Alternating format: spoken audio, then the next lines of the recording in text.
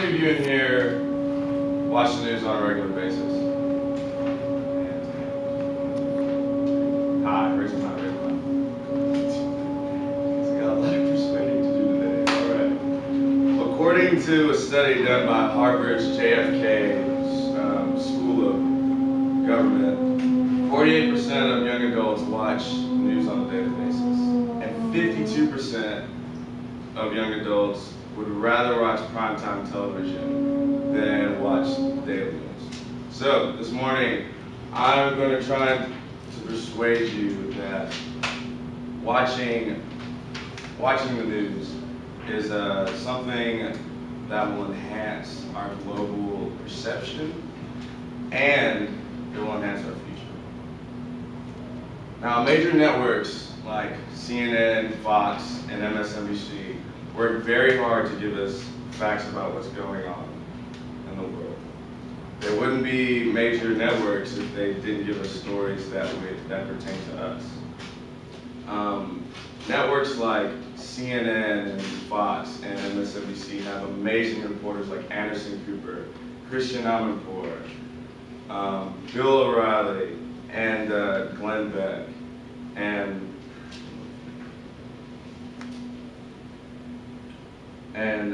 another reporter who I admire very much is Rachel Maddow. And I have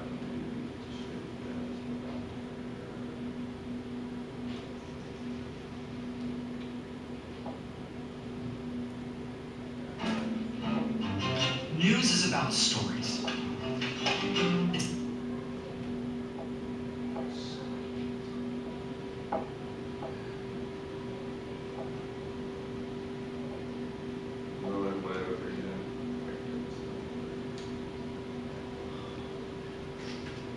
Why don't we just skip that? Or is it important?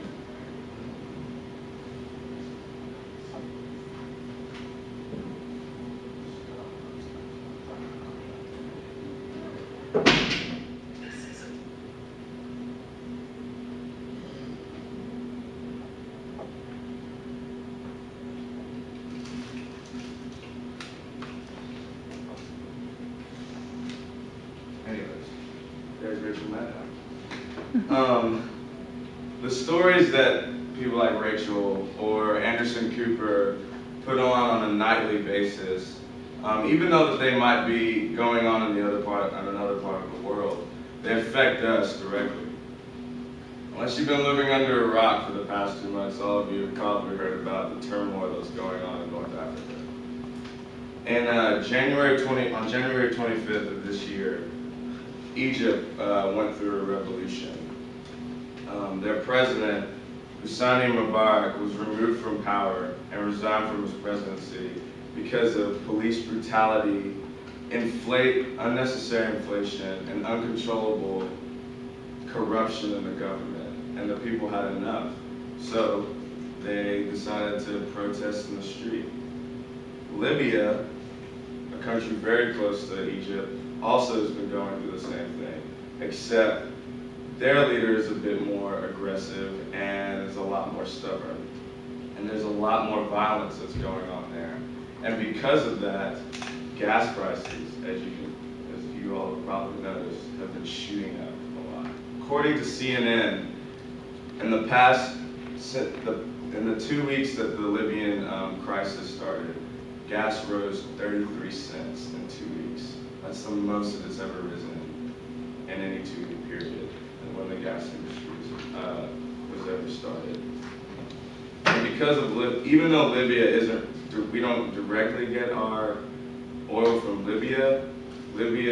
Europe gets a lot of their oil from Libya, and because our economy is connected with Europe's economy, that's why our gas prices have been going up. And so because of that, our global perception, because we don't watch news very much, our global perception around the world has been tainted. This is a picture that I saw in high school that made me laugh a bit, and it's the local cartoon is the world according to Americans. And over here, as you can see, America, we're #1.